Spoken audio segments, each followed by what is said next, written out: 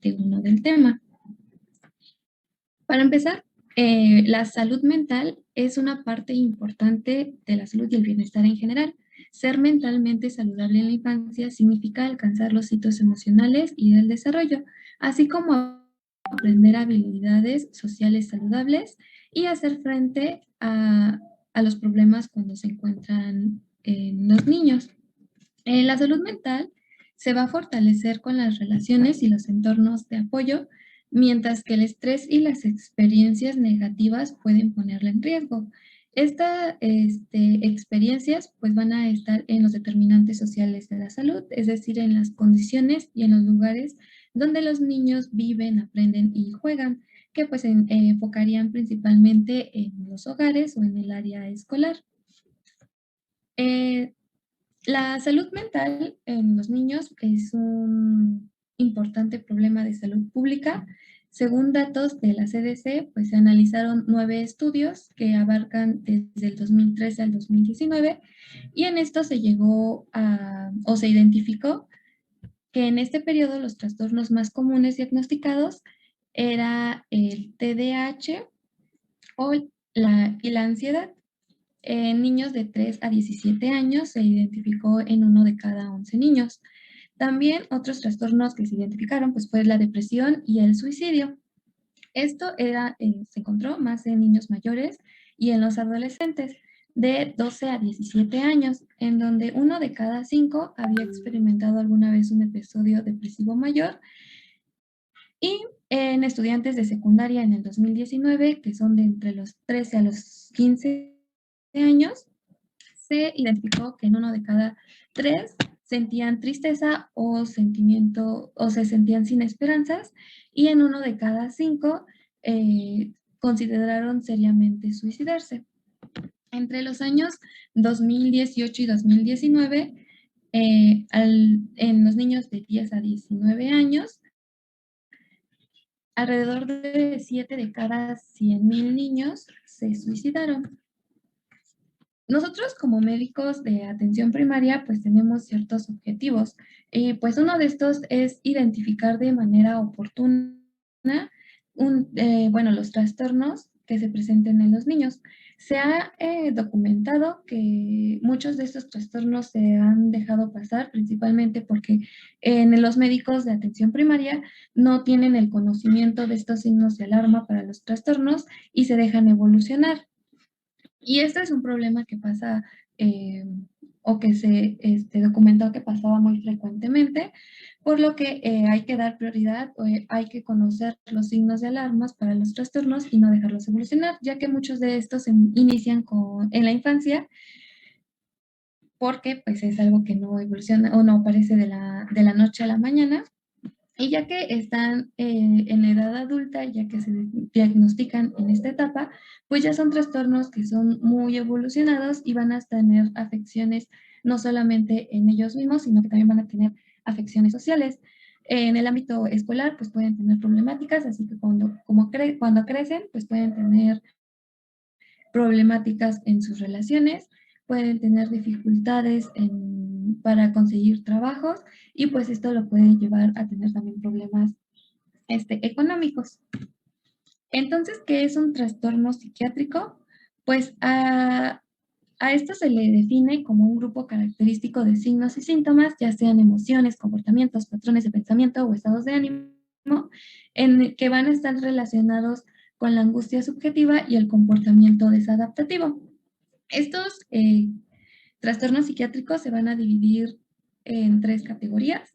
Los trastornos del desarrollo, que son aquellos que van a tener una base neurológica y pueden afectar la adquisición o retención o aplicación de las habilidades específicas. En estos consisten en alteraciones de la atención, la memoria, la percepción, el lenguaje y la resolución de problemas o interacción social. Aquí entran los trastornos del espectro autista, los trastornos de la comunicación, los trastornos específicos del aprendizaje, las discapacidades intelectuales y la ecopresis e inuresis. Los trastornos externalizadores son aquellos en donde van a tener comportamientos y alteraciones psicológicas En el ámbito conductual, estos comportamientos pues, pueden ser agresivos, puede haber una falta de atención, puede haber desobediencia y conductas delictivas. Aquí entran los trastornos de conducta, los trastornos negativista desafiante y los trastornos por déficit de atención e hiperactividad. Y el otro grupo son los trastornos emocionales, el cual incluye pues una gran variedad de condiciones que van a estar afectando sustancialmente la capacidad de las personas pues, para manejar las demandas de la vida diaria. Aquí entran los trastornos depresivos, los trastornos ansiosos, las fobias, los trastornos obsesivos compulsivos y los trastornos de somatización. Y bueno, ahora vamos a hablar un poco sobre la ansiedad y sus trastornos. Principalmente vamos a dar generalidades y después vamos a ir abordando cada uno de estos trastornos. La ansiedad la vamos a definir principalmente como ese miedo o aprensión que sienten las personas y no se va a considerar patológica, ya que pues la vamos a tener presente o vamos a presentar ansiedad durante toda nuestra vida, y además puede considerarse como una conducta adaptativa, como por ejemplo cuando estamos en el tráfico o la ansiedad que llegamos a percibir durante un accidente en la carretera. Y ya como tal, la ansiedad se va a considerar patológica y va a estar caracterizada por los trastornos de ansiedad de los que vamos a hablar. Su principal característica cuando ya es patológica es que este síntoma pues ya llega a ser discapacitante, va a interferir con las interacciones sociales, con el desarrollo el logro de objetivos, o incluso ya puede estar interfiriendo con la calidad de vida del paciente. Y esta ansiedad ya patológica la vamos a poder traducir como una baja autoestima, un retraimiento social o también como la falta de obtención de logros académicos. La siguiente, por favor. Estos trastornos de ansiedad pues son los procesos psiquiátricos más habituales de la infancia y van a afectar aproximadamente del 5 al 18% de todos los niños y los adolescentes, y van a tener tasas de prevalencia que se pueden comparar incluso con las de las enfermedades como el asma y la diabetes. Y bueno, aquí les puse una tipográfica donde en la parte de arriba pues se ven los miedos más habituales que presentan los pacientes, y en la parte de abajo están pues las edades en años en las que se clasifican. En este caso las dividen en neonatos y lactantes, la infancia, la edad escolar y la adolescencia, y en cada una pues tenemos los miedos que normalmente llegan a referir los pacientes, como por ejemplo que en la adolescencia pues el más habitual es el miedo a una evaluación negativa, esto en el aspecto académico, y el rechazo de los compañeros. La siguiente, por favor. Y bueno, dentro de los trastornos que les vamos a dar va a estar el trastorno de ansiedad generalizada, el trastorno obsesivo compulsivo y y las fobias. Pero hay otros más que vamos a ver en la parte 2 de la clase. Bien, vamos a empezar con trastorno obsesivo compulsivo, que en sí va a tener dos síntomas principales, que va a ser la obsesión y la compulsión. Generalmente la compulsión va a ser consecuencia de la obsesión. ¿Y qué vamos a entender por obsesión? Va a ser van a ser pensamientos o imágenes recurrentes que la persona va a estar teniendo repetitivamente a lo largo de todo su día, y esto pues le va a provocar ansiedad y pues mayormente van a ser involuntarios. Mientras que la compulsión van a ser comportamientos o actos que van a ser repetitivos y ritualísticos, que tienen el objetivo de disminuir la ansiedad ocasionada por las obsesiones. Siguiente, por favor. Y para que se determine como una obsesión, tiene que generarle ansiedad y malestar a nuestro paciente. No se van a poder reducir a simples preocupaciones y se van a intentar ignorar o suprimir, pero no se va a lograr, y va a ser un producto de la mente. Mientras que la compulsión, pues van a ser comportamientos, actos mentales, que, como les decía, de carácter repetitivo, que el individuo, bueno, nuestro paciente se va a ver obligado a realizar, pues, a respuesta de su obsesión. Y el objetivo de va a tener la prevención o reducción de, pues, de la ansiedad que le va a generar, o para prevenir algún acontecimiento o situación negativo. Algo muy importante es de que debe exponer al menos más de 1 hora al día de la persona o, o va a ser de rutina diaria. Y muy importante, no se debe explicar, bueno, no se debe justificar como estas acciones por algún efecto de alguna sustancia que se pueda tomar. Siguiente, por favor.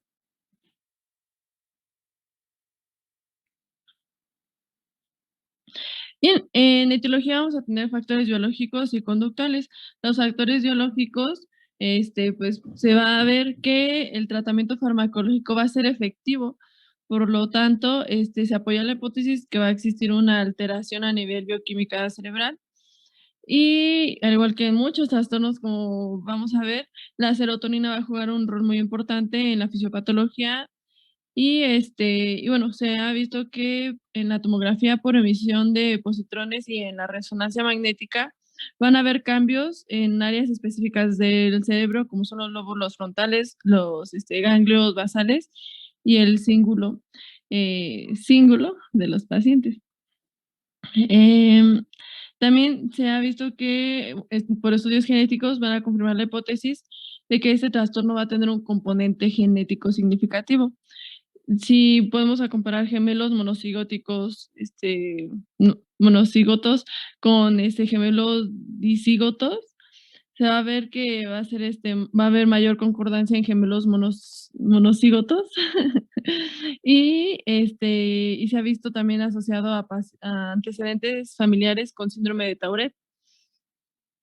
Y también en factores conductuales vamos a tener que puede ser consecuencia de algún condicionamiento que ya tenga el paciente.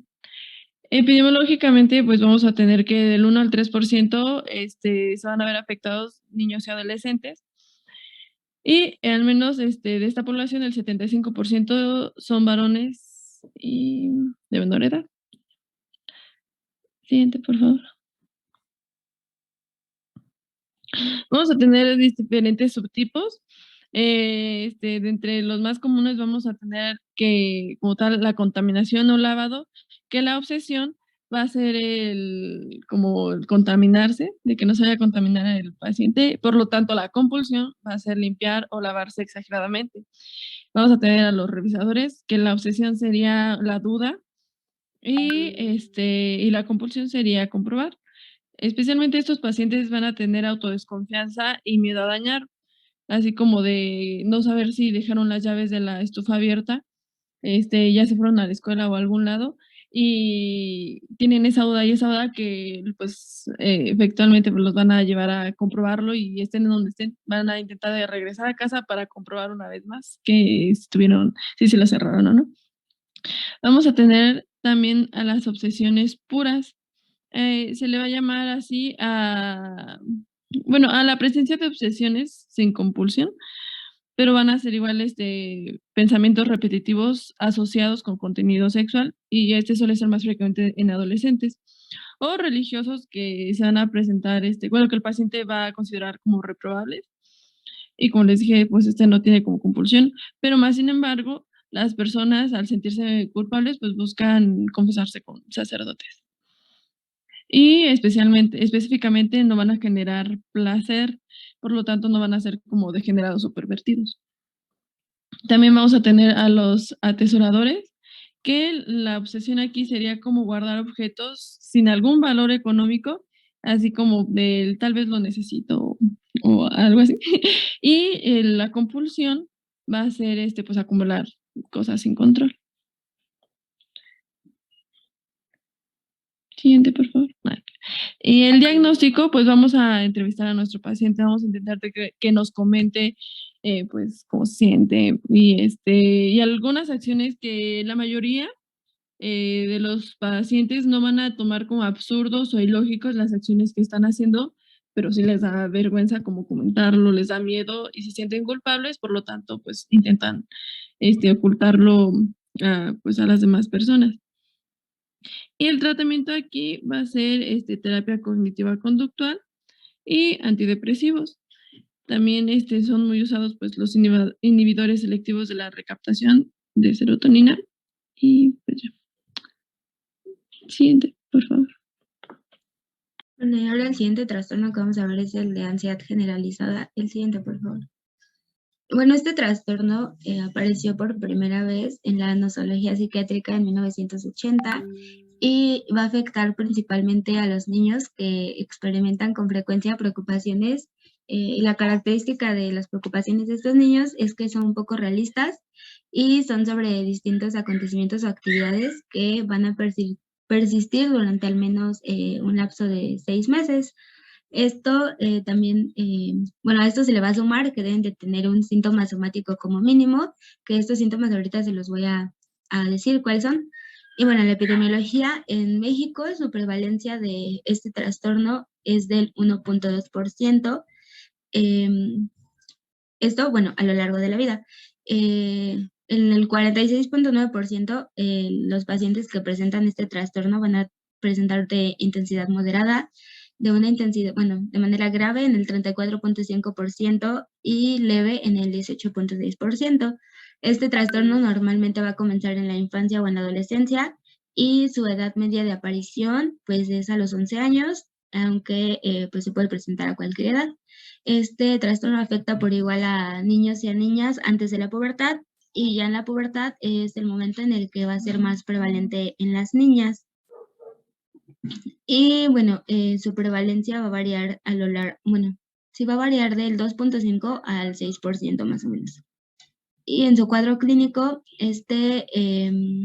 su característica principal pues va a ser la preocupación y los miedos excesivos que pues no se van a centrar en una situación específica o que van a ser el resultado de algunos factores estresantes psicosociales. De manera general, las preocupaciones de los niños pues se van a caracterizar por que se van a centrar en su entorno en cuanto a cómo se desarrollan en la escuela o en los deportes. Y bueno, los niños que presenten este trastorno, como ya les había comentado, pueden manifestar una respuesta ya muy exagerada o ya poco realista en cuanto a los comentarios o incluso a las críticas de las demás personas que pues hagan hacia ellos. En los síntomas físicos, pues podemos incluir lo que sería la tensión muscular, los problemas para conciliar el sueño, náuseas, diaforesis, taquicardia, la sensación de falta de aire, la necesidad de ir al baño frecuentemente y la irritabilidad. La siguiente, por favor. Y bueno, para el diagnóstico vamos a principalmente basarnos en dos, que es la anamnesis y la exploración. En la anamnesis pues se va a realizar el interrogatorio tanto al familiar como al paciente y la exploración básicamente se va a realizar para descartar patologías porque, bueno, no sé si se dieron cuenta, pero los síntomas físicos pues se parecen mucho a los de ciertas patologías, principalmente como el hipertiroidismo, el lupus y la hipoglucemia, que son como los principales en los que encontré que debemos de realizar diagnóstico diferencial. Y bueno, igual para el diagnóstico tenemos los criterios del DSM-5 que van desde la letra A hasta la letra F y nos van a ir, nos van a ayudar para orientarnos con el diagnóstico del paciente. En la letra C, ahí vienen los síntomas somáticos, son 6. Y en los pacientes pediátricos solo se requiere un síntoma somático para realizar el diagnóstico del trastorno de ansiedad generalizada, a diferencia de los adultos en los que pues necesitamos 3. Y pues estos síntomas somáticos serían la inquietud o la sensación de estar atrapado o con los nervios de punta, la facilidad para fatigarse, la dificultad para concentrarse o quedarse con la mente en blanco, irritabilidad, tensión muscular, o problemas de sueño como dificultad para dormirse o para continuar durmiendo, o que tengan un sueño inquieto y que no sea pues satisfactorio. La siguiente, por favor. El diagnóstico diferencial, les puse aquí un diagrama que encontré en un libro y básicamente lo vamos a realizar con cuál es el síntoma primario. Este diagnóstico diferencial es principalmente para los trastornos de ansiedad y no para otras patologías. Entonces, en este caso, en el trastorno de ansiedad generalizada, el síntoma primario pues sería la preocupación y nos orientaríamos hacia un trastorno de ansiedad generalizada si no hubiera comportamientos inusuales que los esté provocando esta preocupación. Y ya finalmente para el tratamiento, pues como la mayoría de los trastornos de ansiedad, el tratamiento indicado pues o de elección debe incluir la administración de los psicofármacos y también de la psicoterapia. En estos casos, el mejor tratamiento es una terapia combinada de psicofármacos con psicoterapia. Y bueno, yo encontré que este tipo de tratamiento tiene al menos hasta el 80% de remisión en los pacientes. Bueno, la principal combinación va a ser de un inhibidor selectivo de la recaptación de serotonina y de la terapia cognitivo-conductual. Este tratamiento debe de durar aproximadamente de 6 a 12 meses, puede durar más tiempo dependiendo de cómo se va la evolución del paciente. Y esto de darle más tiempo se considera ya que en el 25% de los pacientes pues, puede recaer en el primer mes después de suspender el tratamiento y el 60 al 80% recae en el siguiente año. Entonces es muy importante también pues, la continua vigilancia del paciente. Algunos otros psicofármacos que también se pueden utilizar son las tetraciclinas y la psicoterapia, pues también se puede utilizar la terapia psicoanalítica o la psicoterapia de apoyo. Pero como les comentaba, pues los mejores son los ISRS y la terapia cognitivo-conductual. La siguiente, por favor. Sí, ahora vamos a hablar de las fobias. Siguiente, por favor. Ay, gracias.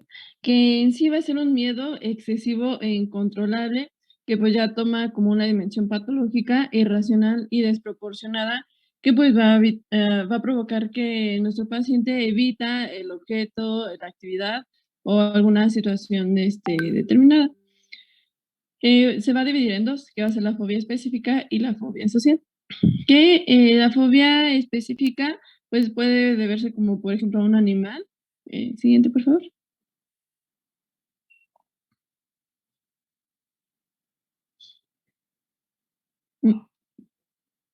Siguiente, por favor. ¿No se ha cambiado? Yo creo que ya se trabó, espérame. Chipi. One moment. ¿Tienen alguna duda, niños?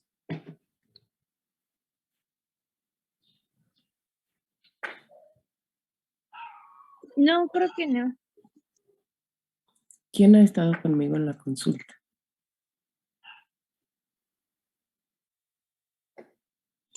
Nosotras, doctora. ¿Les tocó ver alguno de estos padecimientos? Habíamos visto a un niño que llegó que se supone que tenía autismo, pero cuando llegó como muy alegre, muy sociable, y le di a la enfermera que pues se pusiera ahí para, bueno, en la báscula para medirlo y pesarlo, y el niño sí hacía chistes y se empezaba a reír. Interactuaba, ahí lo van a descartar más a detalle cuando veamos a fondo autismo. Pero más de este tipo de trastornos depresivos, ¿no?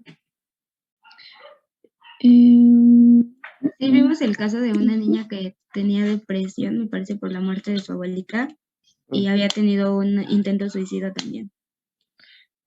Y un niñito también, ¿no? Creo que también se le había muerto, o sea, había tenido como varios acontecimientos de fallecimiento y hasta se le murió después su gato y también. Y fue todo junto. Es muy frecuente que las depresiones se relacionen con dejar de ver a algún familiar, por la razón que sea.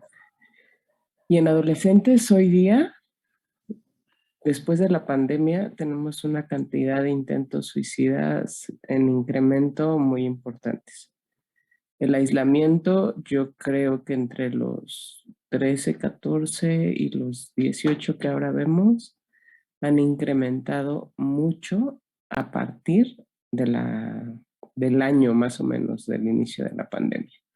Entonces, ahorita es muy frecuente que aunque no lo digan, el aislamiento, estar en las redes sociales, no ir a la escuela, los llevó a un repunte a todos los psiquiatras a estar medicando adolescentes.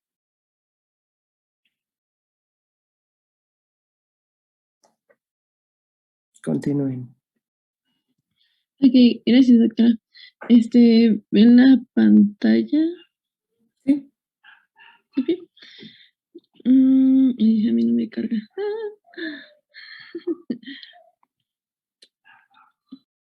Bueno, si no ahí me va siguiendo el hilo, Fer, por favor. Animal vamos a tener que pues pueden ser como cucarachas, ratas, aves, arañas, serpientes, incluso gatos y perros. La ambiental puede ser también como oscuridad, tormentas, alturas, también miedo al agua e incluso relámpagos. En situacional puede ser elevadores, aviones, lugares cerrados, túneles, puentes. Y el daño, vamos a tener que, pues todo como lo que se relaciona a daño como inyecciones o sangre, puede dar fobia. Y otros tipos vamos a tener pues sonidos intensos o personas disfrazadas como son los payasos.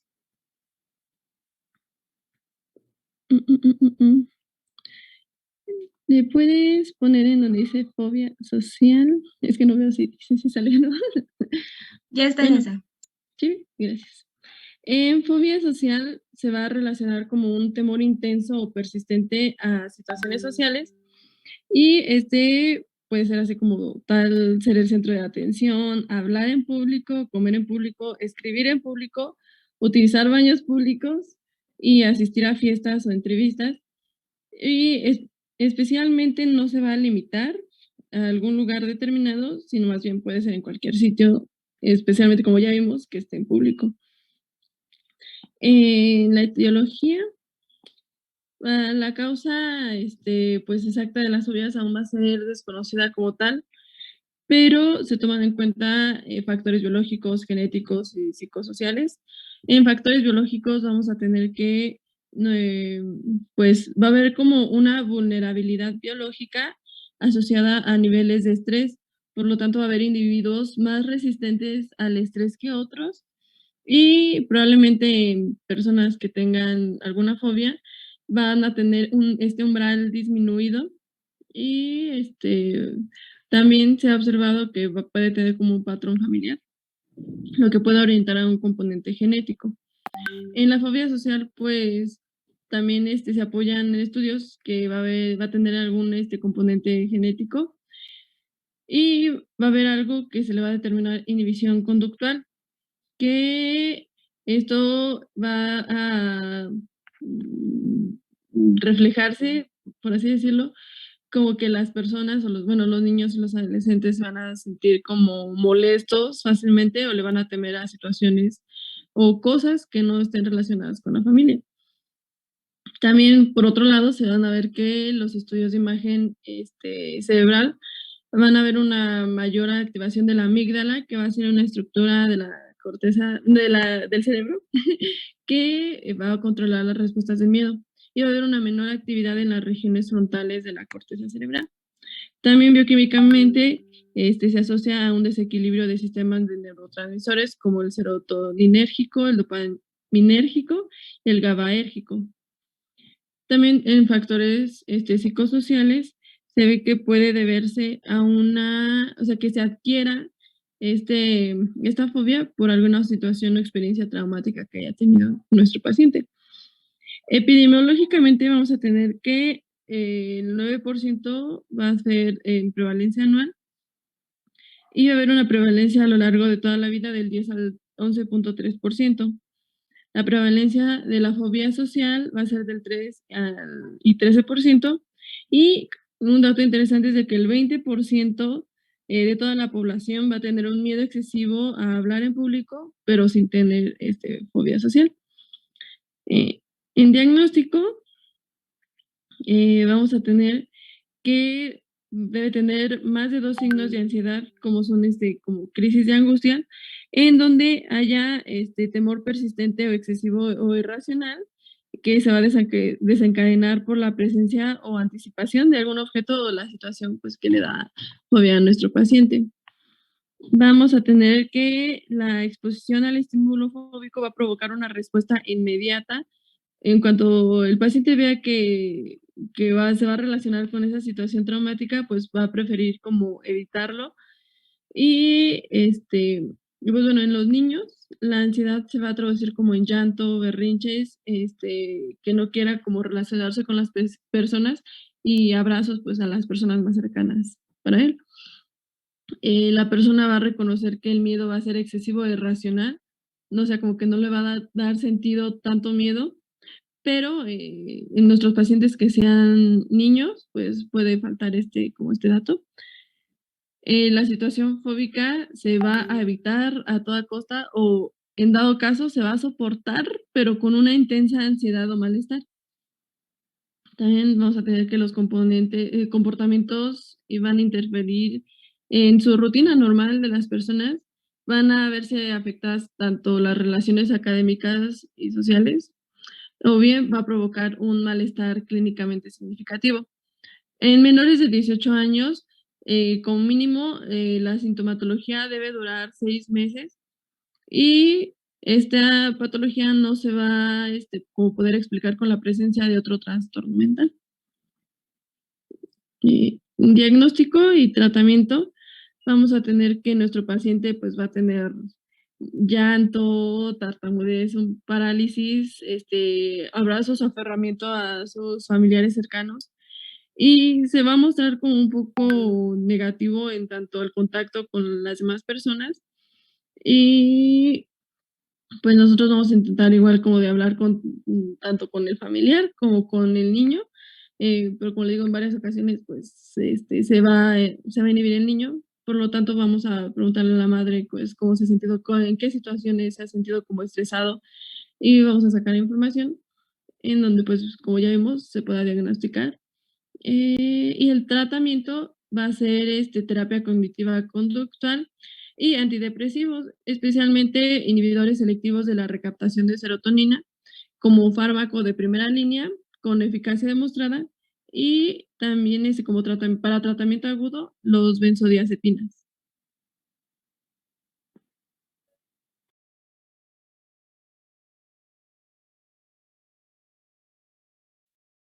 Bueno, ahora vamos a hablar sobre el trastorno del espectro autista, que se procede del prefijo griego que es autos, que significa uno mismo, y del sufijo ismos. Y la aceptación apropiada para esto sería internarse en uno mismo o aislarse del mundo externo. Esto principalmente pues, por los criterios clínicos que tienen los pacientes y que también se los voy a mencionar más adelante. Entonces, se le denomina como trastorno del espectro autista a la afección del desarrollo neurológico que va a tener una implicación multidimensional y se va a caracterizar porque va a haber una alteración social disminuida con deficiencias en la comunicación a través del lenguaje, o lo verbal o no verbal, e inflexibilidad en el comportamiento al presentar conductas repetitivas e intereses restringidos. Y pues estos síntomas van a estar afectando el desempeño escolar, en el laboral o en otras áreas de la vida. A este trastorno antes se le denominaba solamente trastorno autista y fue hasta el 2013 que se le añadió el término espectro para describir el autismo porque existe una amplia variación en el tipo y la gravedad de los síntomas que van a experimentar los pacientes de este trastorno. Doctora, Sí, ¿puedes abrir nueva sesión porque están a 1 minuto de terminar? sí. Con el mismo link. Este trastorno pues, va a ocurrir en todos los grupos étnicos, raciales y económicos y según los datos de la CDC va a estar afectando en 1 de cada 54 niños. Va a tener un predominio en varones de 4-1 y el 31% de los afectados con TEA, además de este trastorno, pues van a tener otra discapacidad intelectual. En los padres que hayan tenido un hijo con trastorno del espectro autista de causa desconocida va a tener una probabilidad del 7 al 23% de que su segundo hijo padezca el mismo trastorno y pues principalmente pues si es varón. A nivel mundial,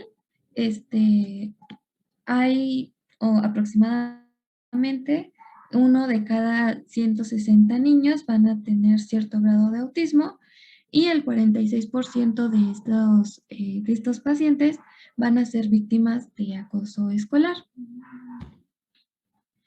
Los factores de riesgos para el TEA aún no se conocen con exactitud y algunos que mencionaba la literatura, pues es que tengan un hermano con trastorno del espectro autista, como les había comentado, que sus padres o madres sean de edad mayor y que tengan alguna otra afección genética, como el síndrome de Down, el síndrome de cromosoma X frágil o el síndrome de Rett, y que también tengan al nacer un peso muy bajo.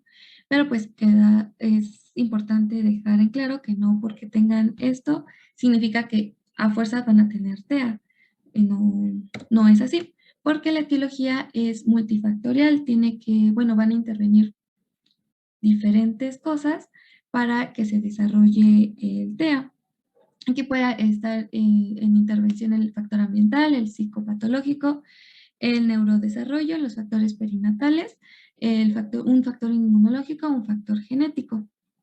En relación, más bien en estudios epidemiológicos se han identificado que fármacos, metabolitos, toxinas o nutrientes van a incrementar el riesgo de esta alteración, especialmente en el periodo prenatal, y se identificó que en mujeres embarazadas que consumen cantidades elevadas de ácido fólico, pues aumentan el riesgo de que su hijo presente TEA. Para los signos de alarma en estos pacientes van a ser distintos en cada uno, no todos van a presentar los mismos signos. En aquellos pacientitos donde los estemos identificando, que sean como, se puede iniciar Años, similar a el abriles, diagnóstico añadas, a partir de los primaveras. 18 meses de edad.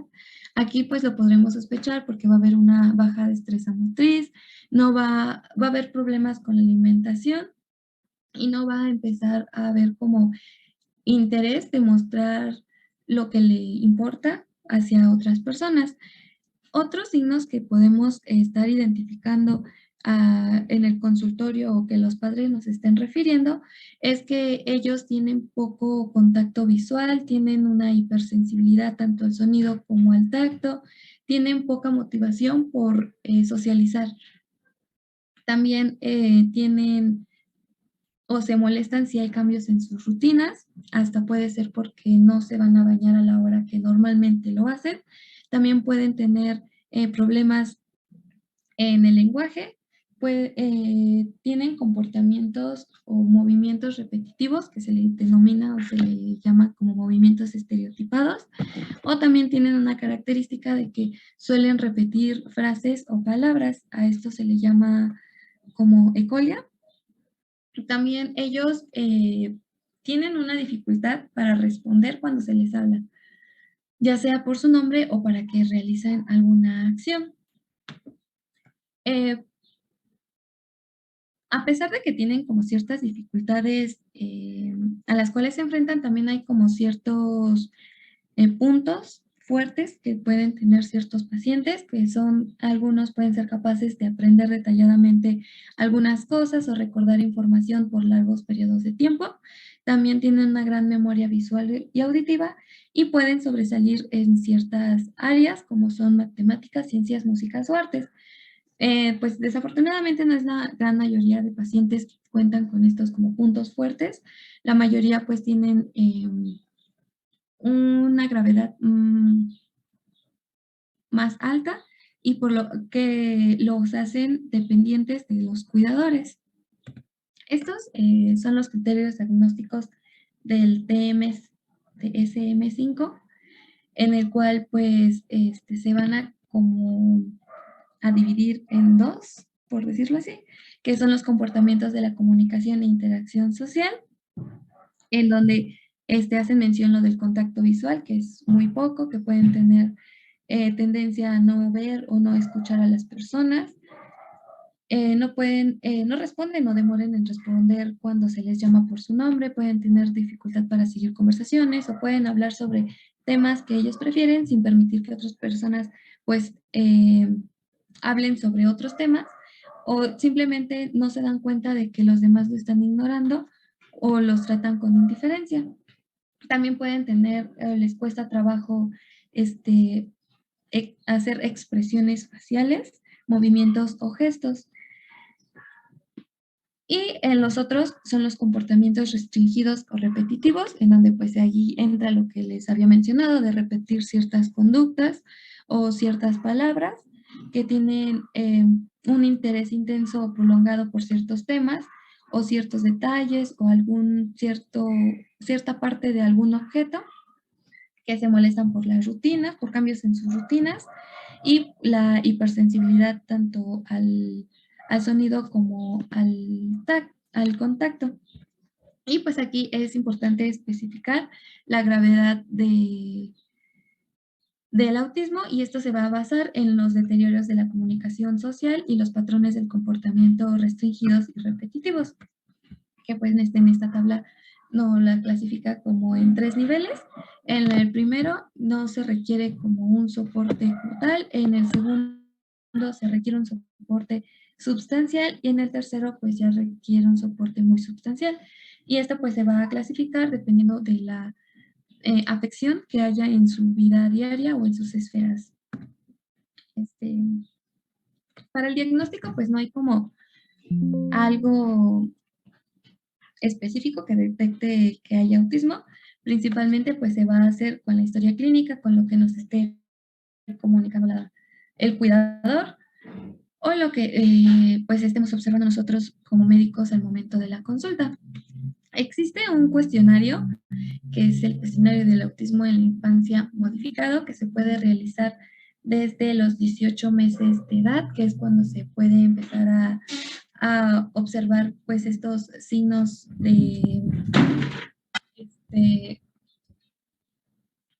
estos signos de alarma. En estos pues se les pide al familiar que conteste cada una de estas preguntas, se le tacha el sí o no dependiendo pues de lo que se encuentre o esté expresando el niño, o también nosotros lo podemos ir llenando, preguntándole pues al cuidador si ha observado algunos de estos cambios. Se le va a considerar una puntuación negativa a un cuestionario que es negativo cuando no pasa de 2 o más ítems críticos. Los ítems críticos son los que están marcados como en negritas, o no tiene 3 o más de los ítems cualquiera, y es por esto que vamos a empezar entonces a sospechar de otros diagnósticos.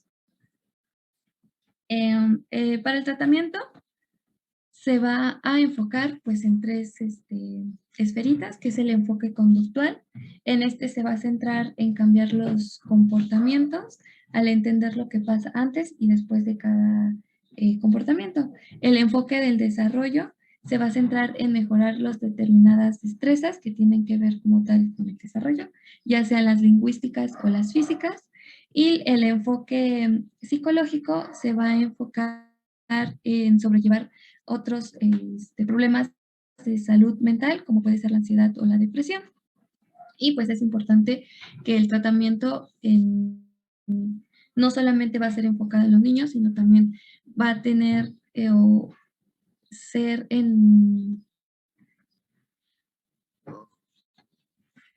pues en la familia. Se tiene que dar el tratamiento como tal en todos para que también muestren apoyo al niño. En este esquema, pues es para el diagnóstico y el tratamiento del TEA. Pues, pues primero pues es la identificación de los síntomas o de los signos de alarma. Se tiene, en caso de que sí se cuenten, pues se tiene que aplicar los criterios del DSM-5, y si los cumple, pues ya se tiene que buscar pues si hay alguna otra alteración mental, como discapacidad intelectual, ansiedad, depresión o TDAH, que en el 50% de los pacientes se ha identificado que tienen TDAH. Como parte del tratamiento, pues también está lo fármaco, que es principalmente si se encuentran pues otras alteraciones mentales, como si se encuentra irritabilidad y un comportamiento explosivo o agresivo, se dan antipsicóticos. estos como la risperidona o el aripiprazol, en aquellos que tengan o que se detecte el TDAH, se va a dar metilfenidato y atomoxetina. Y si en caso de que tengan ansiedad o depresión, se puede dar fluoxetina. En caso de que pues no haya respuesta ante estos tratamientos, pues se va a enviar o se va a referir pues a un especialista para tratar el TDA. Y bueno, ya por último vamos a tener el trastorno por déficit de atención e hiperactividad. Al siguiente, por favor.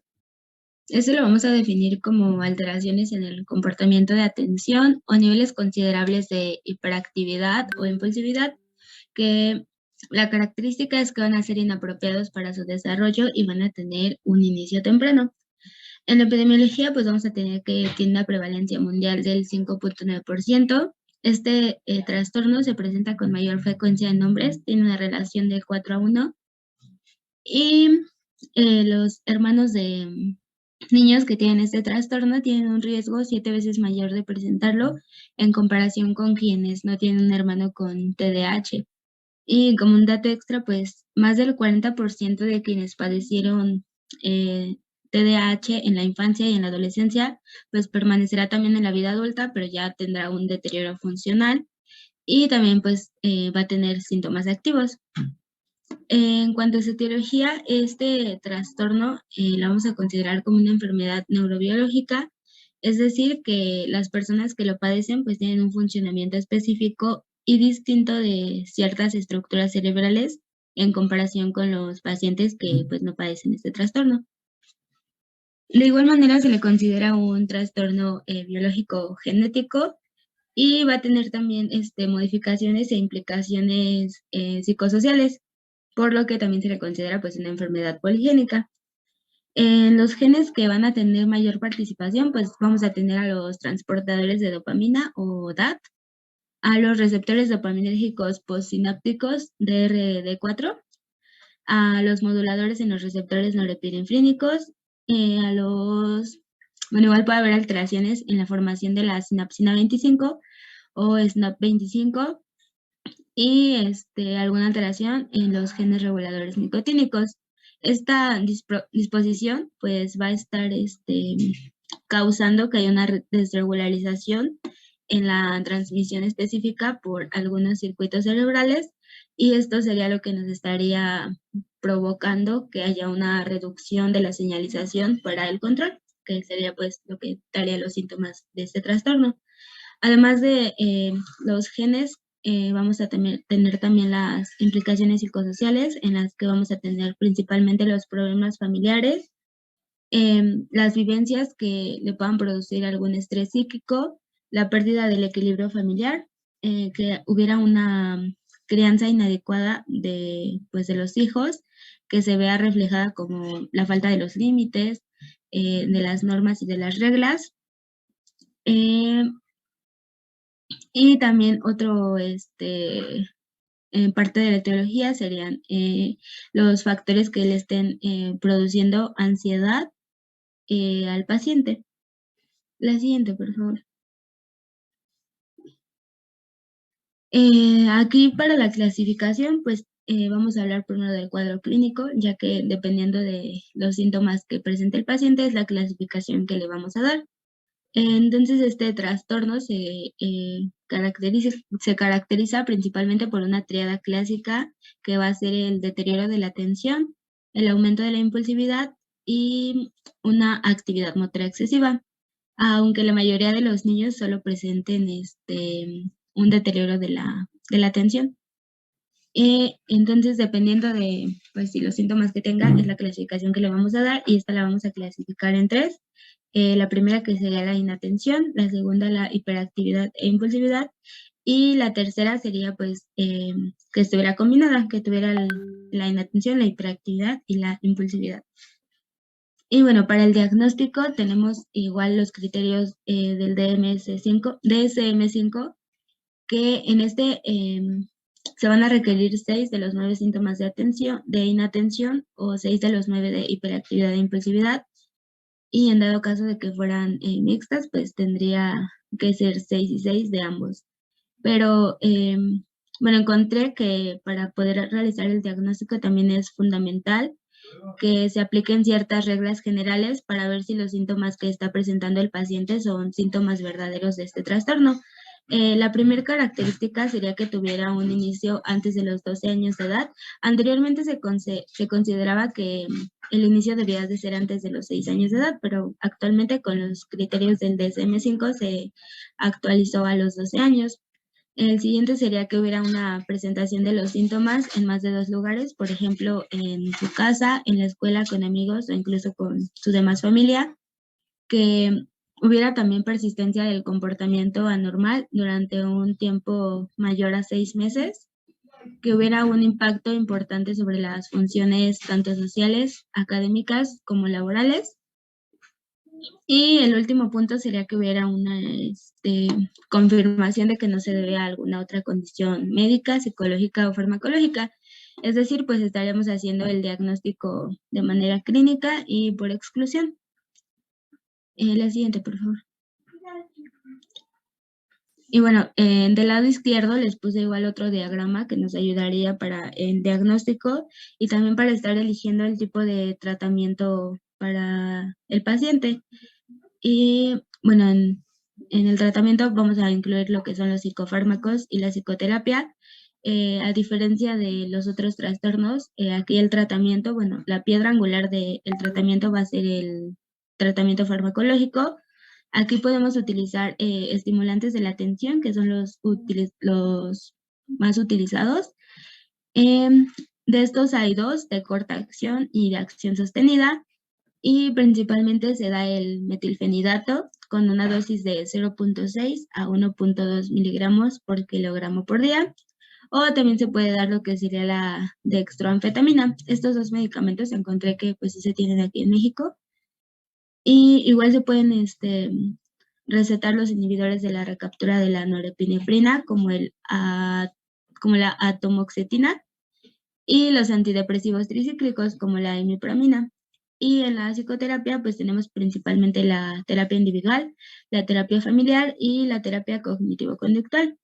En este caso igual normalmente siempre se combinan 2 terapias, que es la terapia familiar y la cognitivo-conductual. Y a diferencia también del trastorno de ansiedad, aquí la duración del tratamiento debe de ser de 12 a 24 meses, pero pues va a depender también de la evolución de cada paciente y cómo veamos su mejoría. Y bueno, eso sería todo de nuestra parte. No sé si tengan alguna duda. ¿No pusieron caso clínico? Ah, sí, pero está después. Ah, ok. ¿Dudas hasta ahí?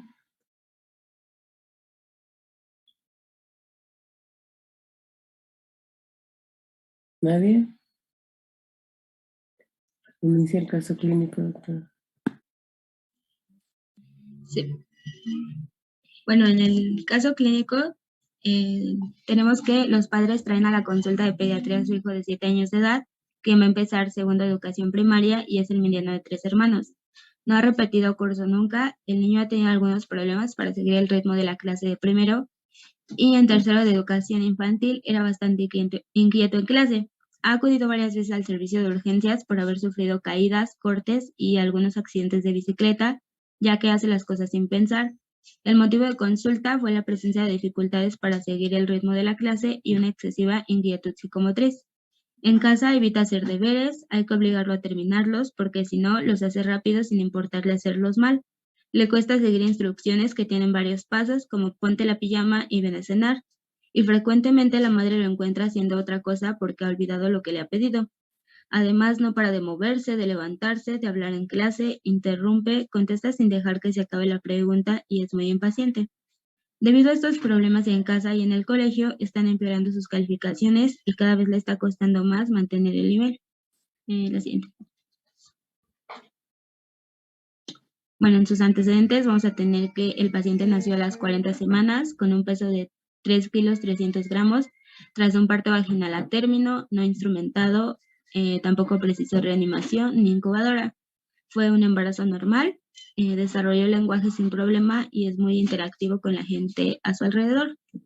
Aprendió a leer sin dificultades y su lectura sigue avanzando bien. Tras una evaluación de inteligencia en el colegio realizada el año pasado, el niño obtuvo un cociente intelectual total de 103, un cociente intelectual verbal de 104 y un no verbal de 102. Los padres dicen que no es tímido, suele llevarse bien con otros niños, duerme bien, no tiene miedo a la oscuridad, a dormir solo o a estar solo en su cuarto, ni lloró excesivamente al ir al colegio. Se queda en casa de las abuelas sin problema o en casa con una cuidadora si los padres tienen que salir a cenar. La siguiente. Y en la exploración física, el niño presenta un peso de 30 kilogramos, una talla de 1.33, tensión arterial de 100/50, un pulso de 99. Y bueno, el resto de la exploración física fue normal. No tiene tics ni problemas serios del humor y su inteligencia es normal. En el colegio se lleva bien con los otros niños, aunque no mantiene las amistades a largo plazo. Va de un grupo a otro.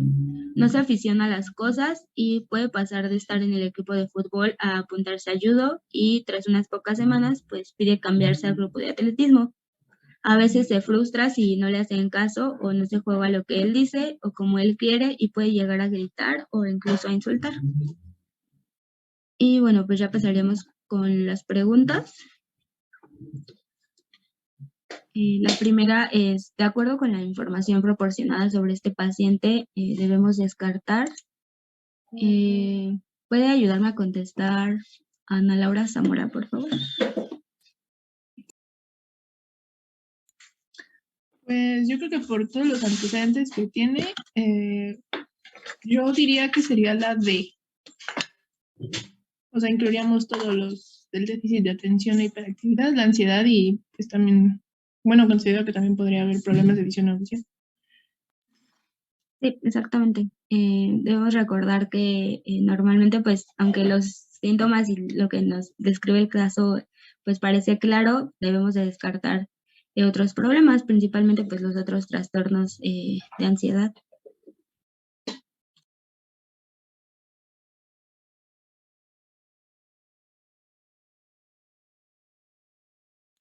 Bueno, la siguiente pregunta es, este paciente parece no tener un trastorno de ansiedad, ¿por qué? ¿Me puede ayudar a contestar Rivero Valencia Diana, por favor?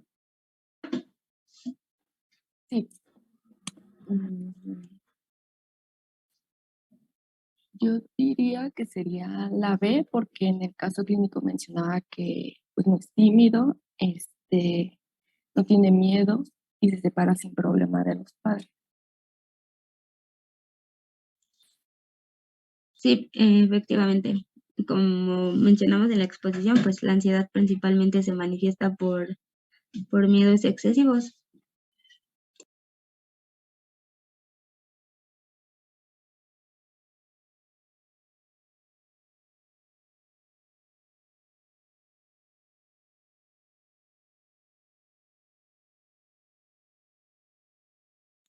Bien, siguiente, por favor.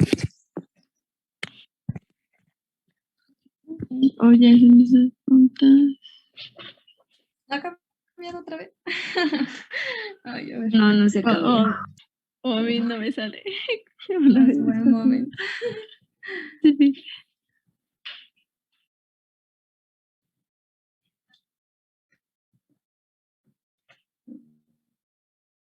¿Ya?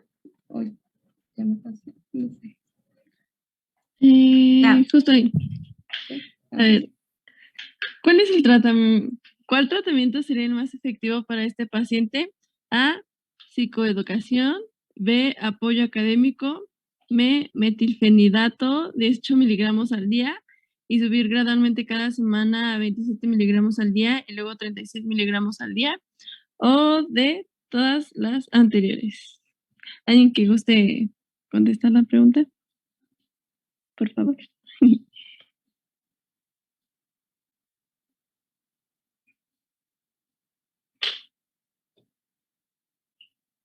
Si no escojo, a ver.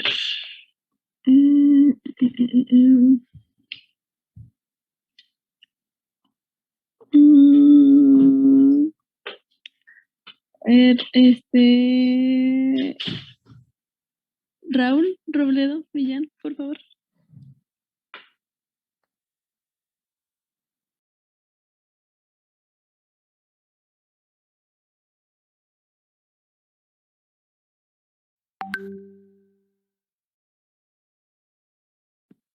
Si nadie contesta, también es calificación para sus compañeros. Si no abren las cámaras, quiere decir que ninguno está. Pues yo creo que podría ser. Ya va a contestar. Bueno, yo creo que podría ser para tener un tratamiento pues más completo y que pueda darle al paciente una mejoría en todas las áreas, pues podrían ser todas las anteriores, o sea, sería el inciso D, tanto psicoeducación como apoyo académico y también pues podríamos darle tratamiento farmacológico al paciente. Yo creo que sería como un complemento.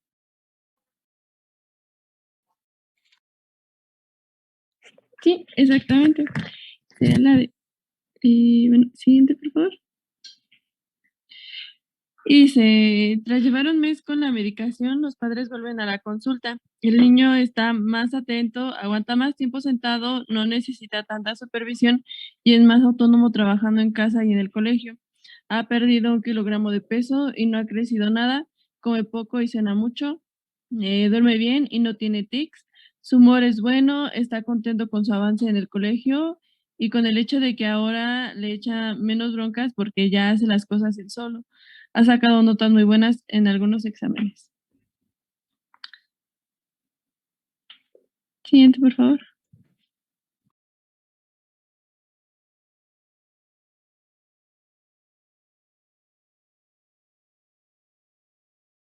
Bueno, la siguiente pregunta es, ante la respuesta clínica del paciente tras un mes de medicación, ¿deberíamos A, parar la medicación por la pérdida de peso, B, subir la dosis a 54 miligramos día para que avance más rápido, C, continuar con el mismo plan que es la medicación y ayuda académica con supervisión a demanda, o D, bajar la dosis para que coma mejor?